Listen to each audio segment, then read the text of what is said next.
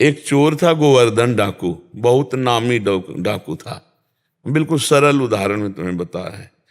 तो एक दिन राज कर्मचारियों ने उसका पीछा किया, और वो भागा, घोड़ा भी छोड़ दिया, पैदल भागा। तो एक जगह देखा, बहुत सत्संग हो रहा था, कथा हो रही थी। पंडित परशुराम जी महाराज कथा कर रहे थे, करमैती बाई के पिता। ये प्रमाणित कथा हम आपको बता रहे हैं। तो उस सभा में घुस गया। तो राज कर्मचारी आए, सोचा सभा में चोर कैसे हो सकता है, यहां तो चोर घुसने का साउंड। तो अब उसको पाया ही नहीं। जब कथा 2-3 घंटे बाद समाप्त हुई तो कथा का प्रसंग चल रहा था। वृंदावन में श्री बांके बिहारी लाल को आज यशोदा मैया ने सोने की करधनी, सोना, वो तो चोर आदमी, करधनी सोने की। भगवान श्री कृष्ण चंद्र जी को बांके बिहारी को कह के पुकार। 8 वर्ष की अवस्था है, मैया ने सोने की लकुट दी, सोने का। अरे इतना माल एक साधारण, और गाय चराने अपने सखाओं के साथ जा रहे हैं। कथा समाप्त हुई, नजदीक पहुंचा, चाकू निकाली, पंडित परशुराम जी के गले में लगाई। पता लिखो, ये जो इतना धनी बालक का वर्णन कर रहे थे, पता लिखो। उन्होंने देखा तो उनका डाकू है, जो मेरा नाम सुन करके भयभीत हो जाते हैं, हमारा नाम गोवर्धन डाकू है। कहा भैया इतनी तुम्हें जल्दीबाजी क्या है? बोले पता लिखो। केवल कहा? बोले मथुरा क्षेत्र वृंदावन, बाप का नाम नंद बाबा, कन्हैया, गाय चराने। पर सुनो, ये तुम्हारे जैसे डाकू उसको चोरी नहीं कर सकते, बहुत नटनागर, बहुत प्रवीण बालक है वो। तो उन्होंने कहा तुम हमको ऐसा समझते हो, अकेले अकेले राजाओं के महलों को लूट लिया है। बोले फिर भी नहीं लूट सकते, बहुत प्रवीण है। तो उनका कसम खाता हूं, जब तक उसे लूट नहीं लूंगा तब तक पानी नहीं पीऊंगा। परशुराम जी ने सोचा भगवान की अपार कृपा इसके ऊपर, पता नहीं क्या लीला होने वाली इसके ऊपर। उन्होंने कहा सुनो, हमारी तरफ से माखन मिश्री ले लो, जब तुम्हारा बस ना चले तब माखन मिश्री उसे खवा देना। हाँ ये बात भी ठीक है, बच्चा है, फुसला के काम चल जाए तो मारना काहे को पड़ेगा।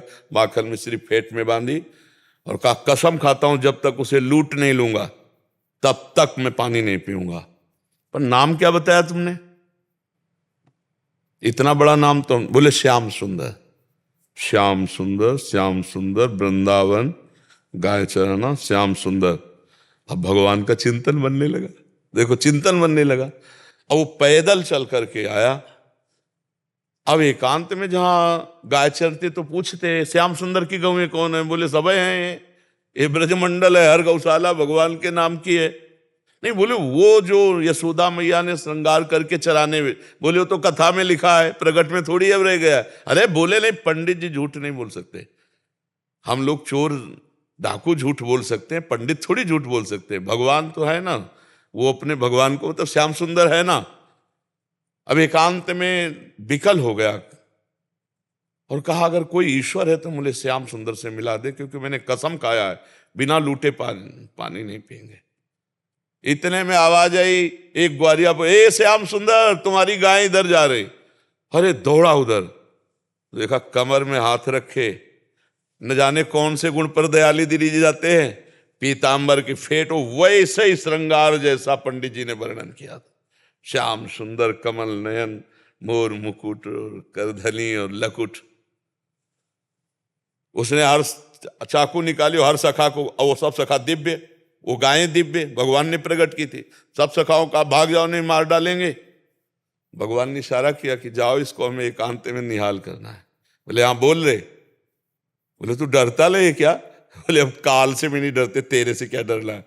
बोले मेरा नाम नहीं सुना होगा इसलिए तू डरेगा। अब ये मेरा नाम गोवर्धन डाकू, तो गोवर्धन ही तो नाम है ना, मेरा नाम गोवर्धन धारी है। भगवान उससे जब वार्ता कर रहे हैं तो उसका जीवत्व तो नष्ट हो रहा है, अज्ञान नष्ट हो रहा है। उन्होंने देखा बड़ा प्रवीण पंडित जी कह रहे थे माखन मिश्री खवा के काम कर ले। बोले सुनो, भगवान ने कहा अच्छा ऐसा प्यार करते हो? बोले प्यार के लिए नहीं है, ये सोना चांदी जो पहले ये उतराले के लिए। भगवान ने कहा ये तो वैसे ही उतार देंगे, लाओ तुम्हारा। माखन मिश्री खाई और कहा थोड़ा तुम खाओ, और जे भी भगवान ने चखाया उसे भगवत अज्ञान हो गया। अब भगवान को साष्टांग दंड, प्रभु प्रभु। एक बात सुनी कि कन्हैया गाँव में चला रहा है, चल पड़ा, कसम खा ली तो भगवान मिल गए। यहाँ जीवन व्यतीत हुआ जाता है, हलवा पूड़ी खा करके दिनचर्या का बैलेंस बनाते रहते हैं, तो भगवान कहाँ मिले?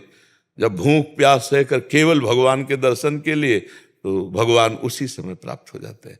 हम लोग सुनते बहुत हैं, समझदार बहुत हैं, नहीं करना चाहिए ये भी जानते हैं, लेकिन भजन ना होने के कारण हम उसको उतार नहीं पाते हैं। भजन शुरू करो, अभी बात बन जाए। नाम जप करो और निश्चय करो कि मुझे इस मार्ग में चलना है, तो पापाचरण नहीं करना है, गंदी बात नहीं करनी, किसी को दुख नहीं देना, किसी का अहित नहीं करना, तो मंगल शुरू हो जाए। अभी दिव्यता आने लगे अंदर, अंदर की दिव्यता, ये बाहर शरीर का राग छूट जाता है। समझ पा रहे आप?